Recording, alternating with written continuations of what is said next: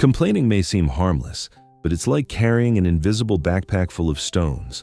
The more we complain, the heavier it becomes.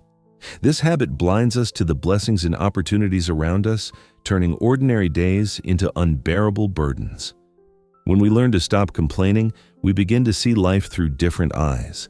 Gratitude replaces dissatisfaction, and lightness takes the place of weight. That's when we realize the problem is not only in what we experience, but in how we choose to look at what we have. Helena was known by everyone as a woman with a difficult temperament. Nothing was ever good enough for her. She complained about the food, the weather, the traffic, her husband, and especially her children. "These kids give me too much work.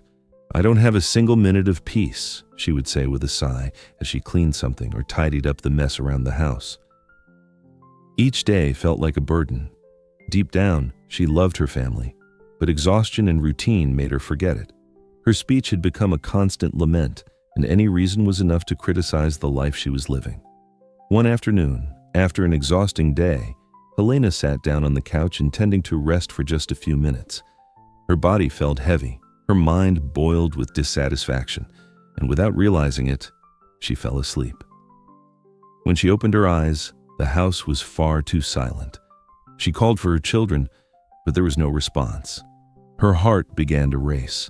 She searched the bedrooms, the kitchen, the backyard. Nothing. She went out into the street, knocking on neighbors' doors, asking desperately, "Have you seen my children? Please tell me they're here." But everyone shook their heads, confused.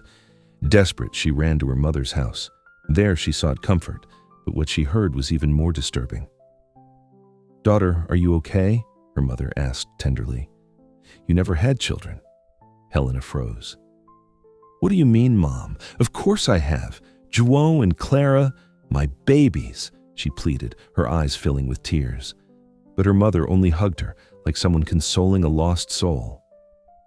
With no understanding of what was happening, Helena decided to distract herself. She went to her workplace, thinking that maybe there she would find some answers.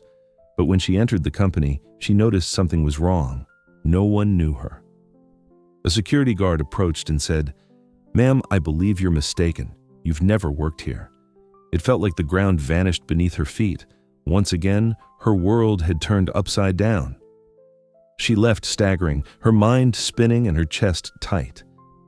With unsteady steps, she returned to her street, wishing at least for the comfort of her home. But when she arrived, the shock was even greater. Her house simply wasn't there. The neighbors' houses were all in place, but where her home should be was only an empty lot. She looked again, walked back and forth. Nothing. She tried asking for help, but none of the neighbors seemed to recognize her. "Who are you?" they asked, bewildered. It was as if she had been erased from her own life. Without strength, she returned to her mother's house. She spent days crying, feeling lost, unable to understand why everything was falling apart. Until one night, lying on her mother's lap, she heard her voice, soft yet firm. "Daughter, you used to complain all the time, about the children, about the house you had to clean, about the job you said you hated.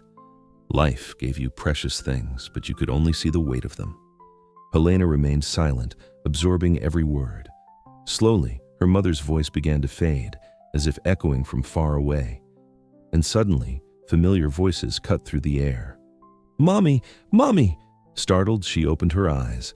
There were João and Clara running to hug her, their faces lit with smiles. Helena pulled them into her arms, feeling immense relief. She realized then that it had all been just a dream, or perhaps a warning. From that day on, everything changed. She began to see the value in the small things, her children's laughter, the simple morning coffee, the roof over her head, the job that supported the family. She understood that life is made of phases and processes, and that nothing is guaranteed forever. She learned that when you look at what you have with gratitude, the world changes color, and that whoever loves the little they have discovers they are already living with much.